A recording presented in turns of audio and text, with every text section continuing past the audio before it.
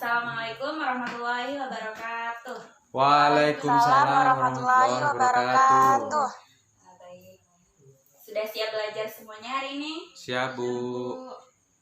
Sebelum kita mulai belajar, silahkan sampah-sampah di sekitarnya dibuang dulu. Ya, Bu. Biar bersih dan rapi. Baik, terima kasih. Sebelum belajar, saya akan absen terlebih dahulu. Silakan didengar namanya baik-baik. Rifki Afi Febri. Hadir, Bu. Yusra Iza Mahendra. Ada, Bu. Hardiana. Hadir, Bu. Andi Pradian Maulana. Ada, Bu. Ahmad Fauzi. Ada, Bu. Muhammad Fauzan. Hadir, Bu. Kasmania. Hadir, Bu. Intan Nur Aini. Hadir, Bu. Dwi Indar Kusumawati. Hadir, Bu. Tania. Hadir, Bu. Andri Wardana. Ada, Bu. Adi Prayoga Ramadan. Hadir. Kurniati. Hadir. Herlina. Hadir, Bu. Anissa Rahayu Dewi. Hadir. Irena Putri Afifah. Hadir, Bu. Ya, baik. Semuanya hadir ya. Ya, Bu. Oke. Setelah itu silakan ketua kelas pimpin doa terlebih dahulu. Baik semuanya, sebelum kita memulai proses pembelajaran hari ini, alangkah baiknya kita berdoa bersama-sama. Berdoa dimulai. Bismillahirrahmanirrahim. Alhamdulillahirrahmanirrahim.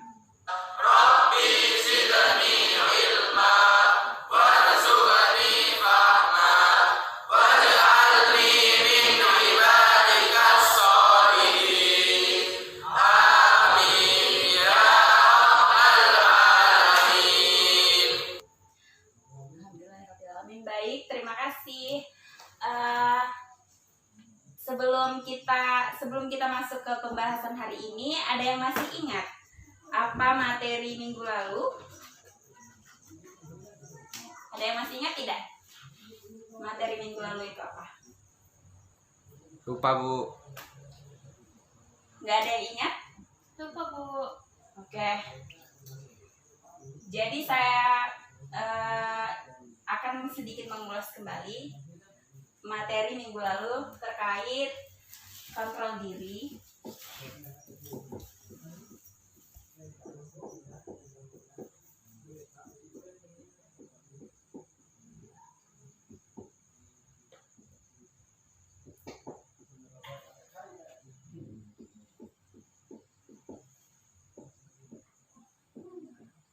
Jadi minggu lalu kita membahas terkait kontrol diri atau mujahadah an-nafs, prasangka baik atau husnudzon, dan persaudaraan atau ukhuwah. Nah, jadi di sini kan sudah ada materi yang kita bahas minggu lalu. Silahkan satu orang Ibu minta sedikit menjelaskan terkait kontrol diri, prasangka baik ataupun persaudaraan berdasarkan yang masih kalian ingat sampai hari ini. Silahkan, ada yang bisa? Bisa, Bu. Baik, silahkan. Andri Wardana ya? Ya, Bu. Oke, baik. Silahkan. Yang saya ingat itu mengontrol diri, Bu. Kontrol diri atau?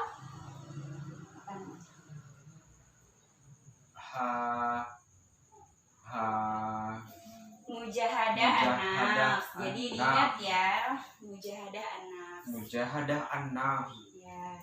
Yang artinya mengontrol diri atau kontrol diri, supaya kita semua bisa menjaga dari sifat-sifat tercela, contohnya sombong, angkuh, dengki, dan yang lain-lain yang sifatnya buruk. Dengan mengontrol diri ini, kita punya kesadaran bahwa kita harus berada di keadaan yang sehat dengan berpikir dan mengontrol nafsu supaya tidak terlalu angkuh dan sifat yang jelek-jelek tadi, Ibu. Oke, baik. Terima kasih Andri Wardana. Alhamdulillah masih ada yang ingat apa yang sudah kita bahas minggu lalu. Jadi, materi hari ini juga ada kaitannya dengan materi yang kita bahas minggu lalu. Ada yang tahu kira-kira apa yang akan kita bahas hari ini? Nggak tahu, Bu. Bu. Oke, baik.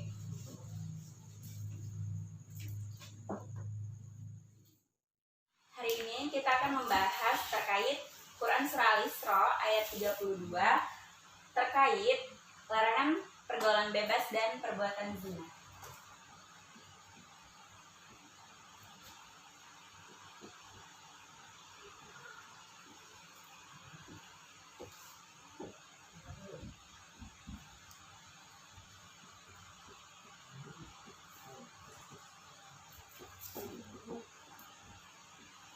Nah, jadi hari ini kita akan membahas tentang larangan pergaulan bebas dan perbuatan zina.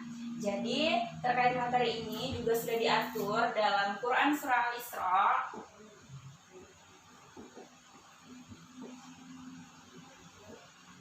ayat 32.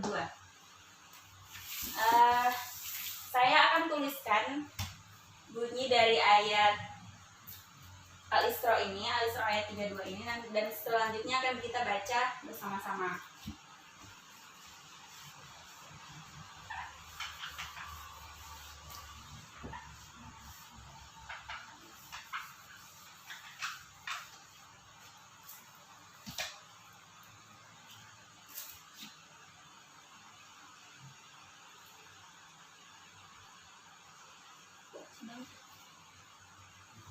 Bisa dibaca enggak kalau kayak gini?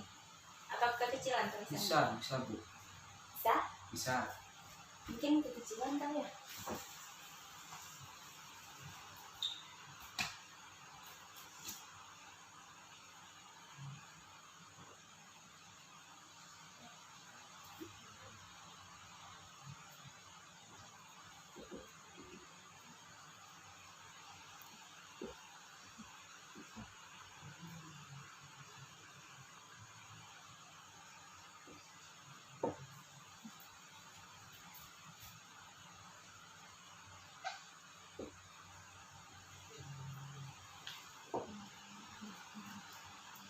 Bisa terlihat ya dari sana.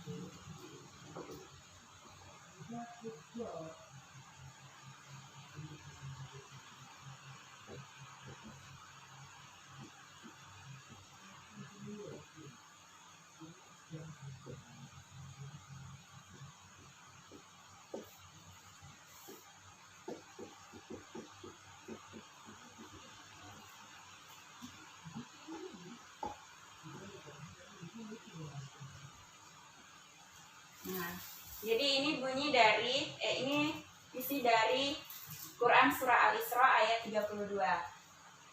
Jadi kita baca bersama-sama ya, silahkan ikuti Ibu. Siap, Oke, Bu. setelah Ibu baca kalian ikuti. Bismillahirrohmanirrohim. Bismillahirrahmanirrahim. Wala taqrabuz zina. Wala taqrabuz zina. Innahu kana fahisyatan wa sa'a sabila. Fahisatau wa sa'a sabila. Ya, silakan diulangi sekali lagi bersama-sama. Wala taqrabuz zina. Innahu kana fahisatau wa sa'a sabila.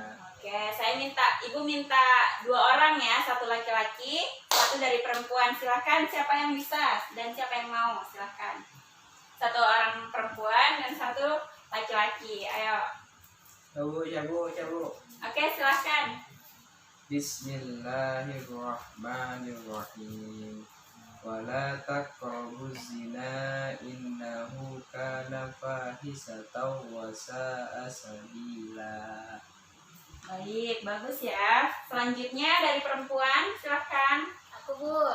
Oke, silahkan. Bismillahirrahmanirrahim. Wala taqrabuz zina innahu kana fahisatan wa sa'a sabila. Oke, bagus ya. Alhamdulillah semuanya sudah bisa membaca menggunakan hukum tajwid yang sebagaimana mestinya. Nah, sekarang silahkan kalian catat ini, kemudian nanti akan Ibu beri tugas untuk menentukan hukum bacaan apa saja sih yang terdapat dalam ayat ini. Silahkan ditulis ya. Bu. Baik. Ibu beri waktu 2 menit aja karena ini ayatnya pendek aja.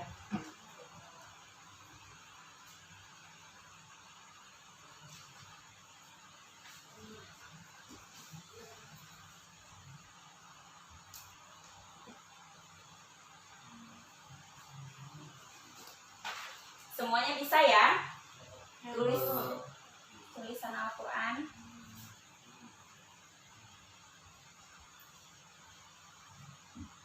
Ada yang sudah?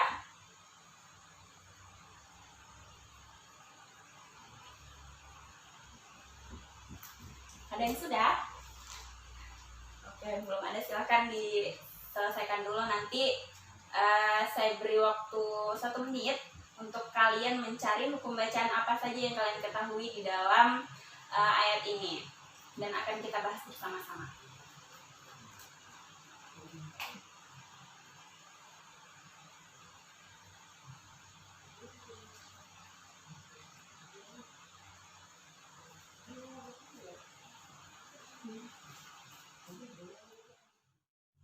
Ya, baik. Ada yang sudah selesai menentukan hukum bacaan dari ayat di atas? Udah, Bu. Udah, Bu.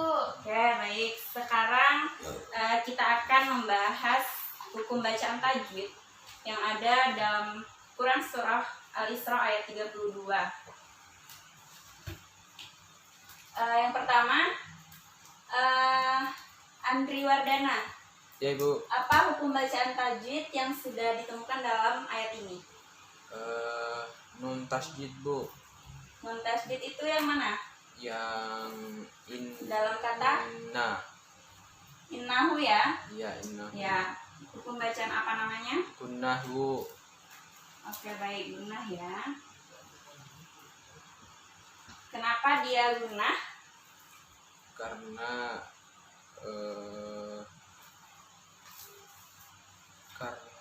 berdengung, Bu.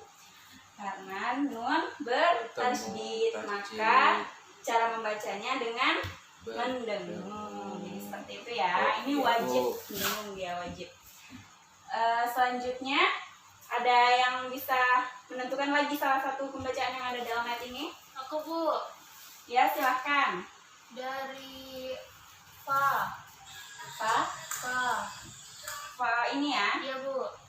Hukum bacaan apa? Itu matobi. Mat tobi.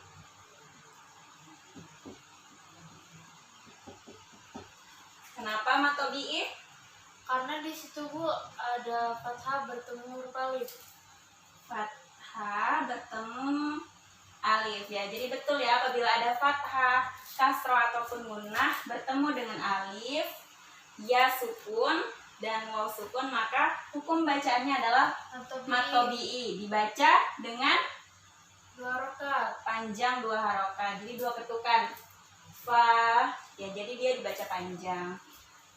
Nah, jadi di sini sangat banyak hukum bacaan yang terdapat di dalam ayat ini. Yang pertama, di sini juga ada matobi'i. Jadi sama tadi seperti yang sudah disebutkan, matobi'i karena dia ada fathah bertemu dengan alif, fathah bertemu dengan alif. Nah, selanjutnya di sini juga ada matobi'i karena karena adanya gunnah. Ini dhammah bertemu dengan waw sukun.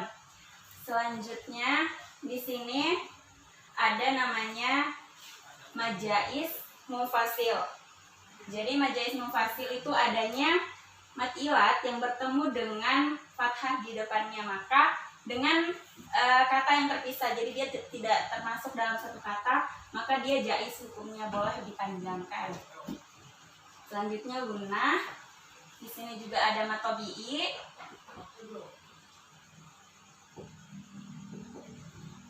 Ini juga matobi'i. Di sini ada tanwin bertemu dengan waw yang hukumnya adalah idgham.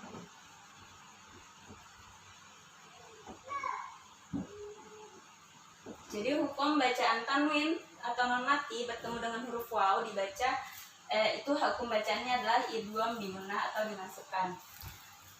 Selanjutnya di sini juga ada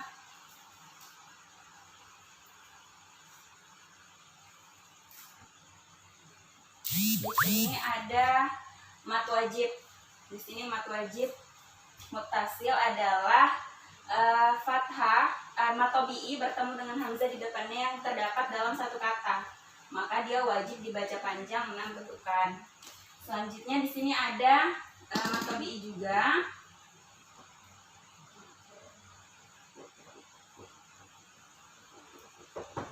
Matobi'i karena adanya kasroh bertemu dengan ya sukun. Jadi ini beberapa hukum bacaan dalam Quran Surah Al-Isra ayat 32.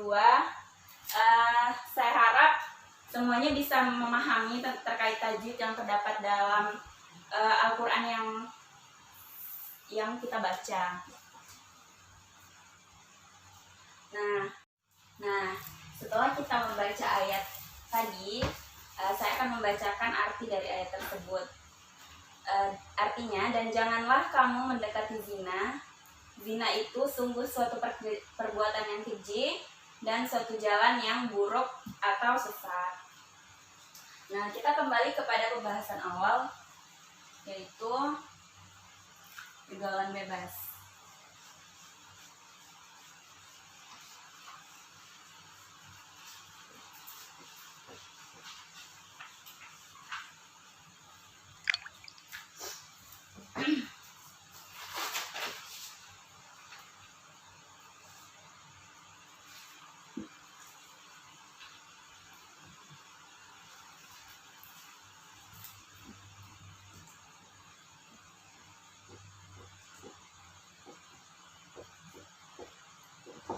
Nah, jadi pergaulan bebas ini merupakan pergaulan atau perbuatan antar satu dan lainnya yang dilakukan tanpa dasar aturan atau menyalahi aturan yang terdapat dalam aturan dalam agama maupun susila yang ada dalam negara.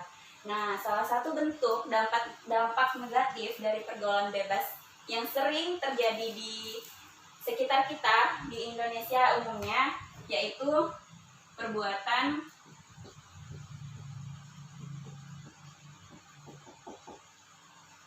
zina. Sebelumnya ada yang tahu apa itu zina?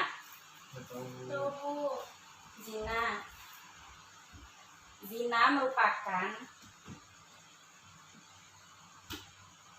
hubungan persetubuhan yang dilakukan antara laki-laki dan perempuan tanpa didasari ikatan yang sah atau pernikahan.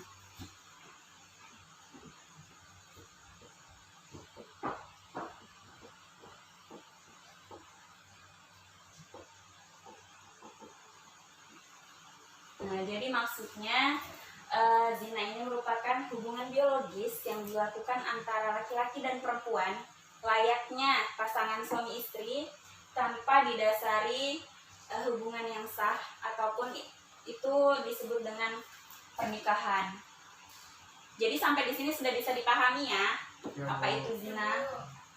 Nah, sekarang silahkan apabila ada yang kurang dipahami ditanyakan dulu tentang pergaulan bebas maupun zina itu sendiri. Ada yang mau bertanya? Tidak, Bu. Tidak, Bu. Nah, jika tidak ada yang bertanya, saya akan memberi tugas kelompok sebelumnya. Tugas individu aja dulu. Tugas individu, silahkan kalian deskripsikan apa itu pergaulan bebas dan apa itu zina menurut kalian pribadi. Oke, silahkan dikerjakan dulu ya. Setelah itu kita akan lanjut lagi ke pembahasan yang selanjutnya.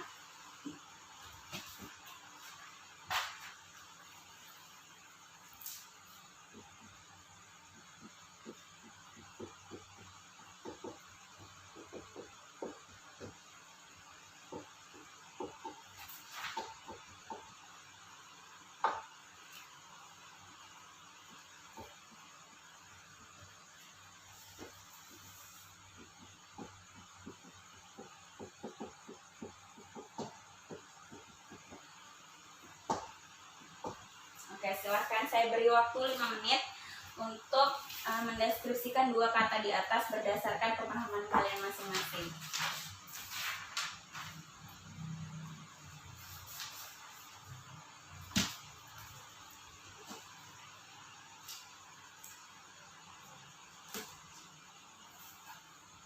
Sudah ada yang bisa mendeskripsikan?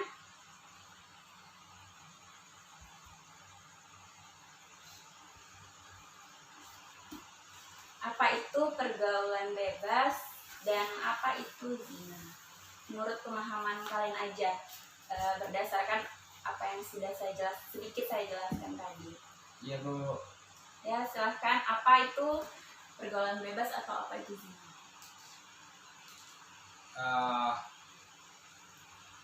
Pergaulan bebas merupakan perbuatan yang dilakukan oleh manusia yang melanggar aturan-aturan agama dan juga aturan yang ada di Indonesia khususnya. Kalau terkait zina, zina itu merupakan perbuatan hubungan persetubuhan antara laki-laki yang tidak memiliki ikatan sah yang dianjurkan oleh agama, sehingga zina itu dilarang bagi siapapun yang melanggar akan mendapatkan hukuman. Oke, baik, beri aplaus dulu untuk temannya. Oke, jadi sangat tepat ya apa yang dijelaskan tadi terkait pergaulan bebas maupun zina itu sendiri. Nah, jadi hukum dari zina itu sendiri sudah ada yang tahu? Apa hukum zina itu? Haram Bu. Oke, jadi hukum zina itu haram ya. Haram sebagaimana yang tadi sudah kita baca dalam Quran Surah Al-Isra ayat 32. Nah, selanjutnya ada kategori zina.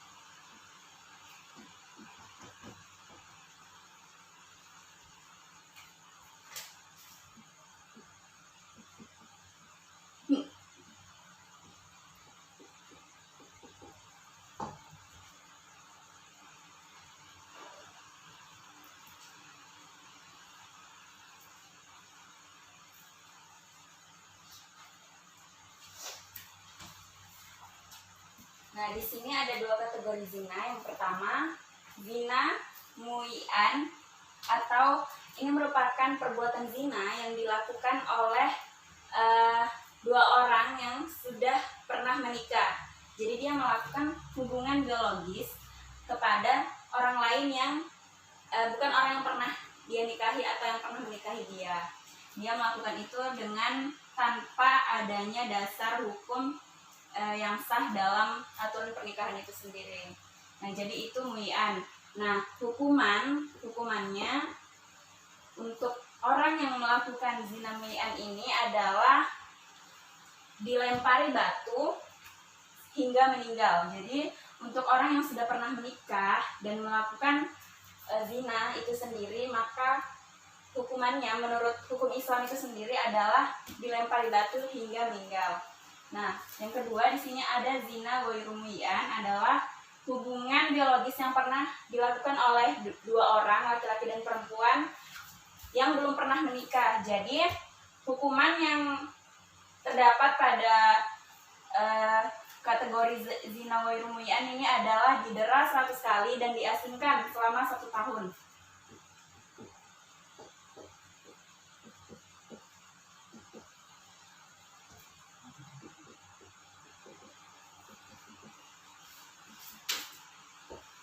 Jadi ini ya, didera 100 kali dan diasingkan selama 1 tahun. Nah, sampai di sini ada yang ingin dipertanyakan?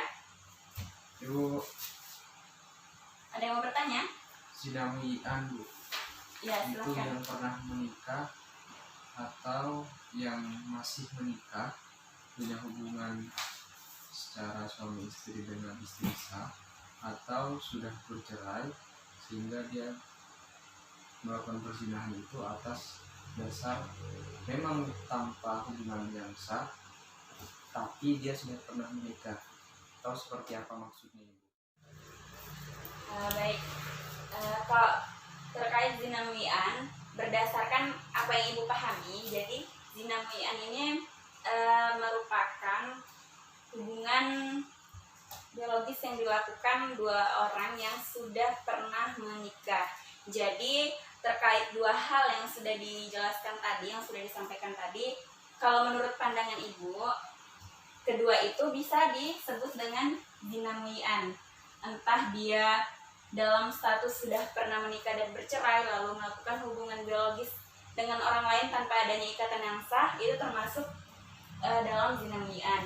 Dan yang kedua, dia masih dalam status memiliki hubungan yang sah dengan orang lain, dengan satu orang, kemudian dia melakukan hubungan biologis dengan orang lain yang tidak didasari hubungan yang sah, maka itu juga termasuk zina meli'an.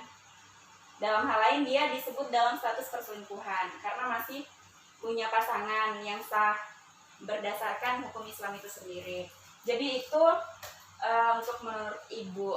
Mungkin mau ditanggapi atau ada yang lain yang bisa memberikan jawaban terkait pertanyaan yang sudah diberikan tadi, silahkan. Sudah, Bu. Ya, baik, sudah bisa dipahami ya. Ya, Bu. Nah, sampai di sini Ibu akan memberi tugas kelompok berupa kalian mencari kasus atau permasalahan yang ada di Indonesia, bisa dalam lingkup lebih luas di Indonesia terkait zina itu sendiri. Berikan contohnya dan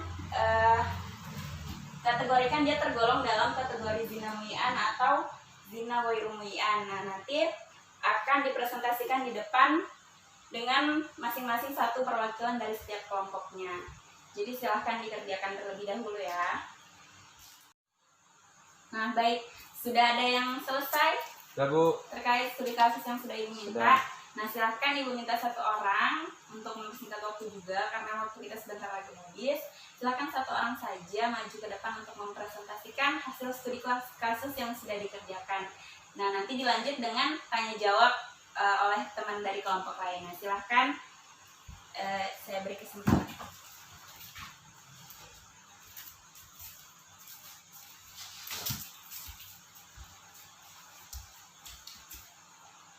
Assalamualaikum warahmatullahi wabarakatuh. Waalaikumsalam warahmatullahi wabarakatuh. Saya perwakilan dari kelompok 1 ingin sedikit mempresentasikan hasil studi kasus yang saya dapatkan. Awal mula dikisahkan ada seorang anak muda yang masih belia pada sekolah menengah pertama, yaitu SMP. Dia ketahuan oleh gurunya melakukan perbuatan zina sehingga mengakibatkan mereka berdua dikeluarkan dari sekolah. Nah, dari studi kasus ini saya bisa melihat dan saya bisa memberikan pemahaman yang tadi sudah Ibu sampaikan, bahwa ini termasuk zina ghairul mu'yan, yaitu zina yang merupakan perbuatan yang tidak sah, yang tidak didasari ikatan yang sah, yang dilakukan oleh dua orang yang menjadi pelaku tadi. Mengenai hal tersebut, mereka pantas didapatkan hukuman yang Ibu sampaikan didera 100 kali, plus juga dapat bonus diasingkan dari di mana dia biasanya berada. Seperti itu yang saya pahami. Mungkin itu saja yang dapat saya sampaikan. Kurang lebihnya mohon maaf.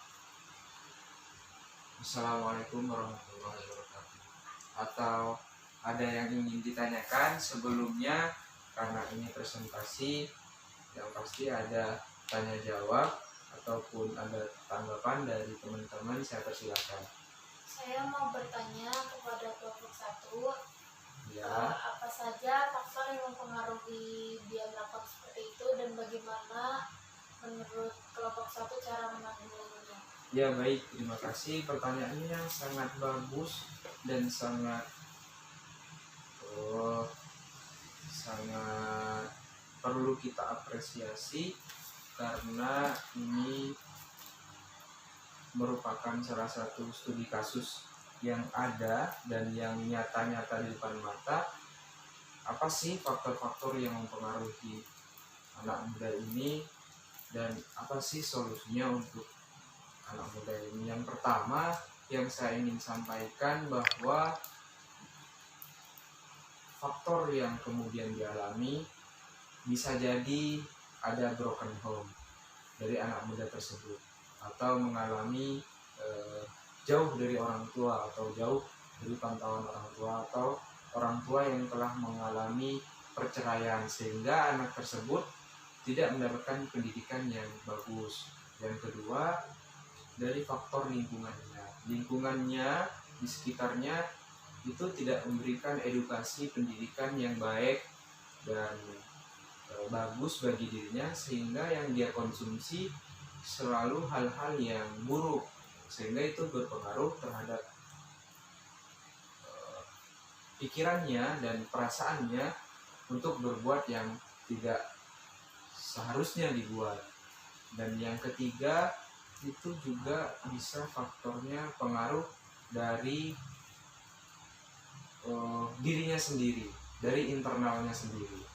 Pengaruh dari internalnya sendiri itu mengapa demikian? Karena di dalam batinnya dia banyak masalah di dalam keluarga, banyak masalah di dalam lingkungannya, bahkan banyak masalah di sekolahnya, sehingga dia sedikit frustasi dan melampiaskan semua kemarahannya itu kepada pasangannya, dan itu berakibat fatal, sehingga semua dalam pikirannya itu membuat dirinya tidak terkontrol untuk melakukan apapun.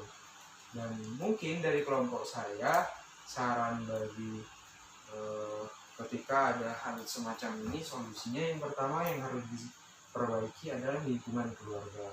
Bagaimana seorang anak bisa terdidik dengan baik dan juga bisa menjalani aturan yang sebagaimana mestinya di dalam keluarga, di dalam lingkungannya, di dalam sekolahnya, di dalam berhubungan sosial dan yang lain-lain, supaya dia terjaga. Yang faktor utamanya adalah keluarga harus memberikan kenyamanan dan kebahagiaan. Lalu yang kedua, lingkungan. Lingkungan ini sangat berpengaruh. Namun keberpengaruhan lingkungan ini akan ada hubungannya dengan bagaimana kedekatan dia dengan orang tua. Meskipun ketika lingkungan itu buruk, apabila orang tuanya sangat memberikan kebahagiaan dan kenyamanan, meskipun seperti apapun dia tidak akan berubah.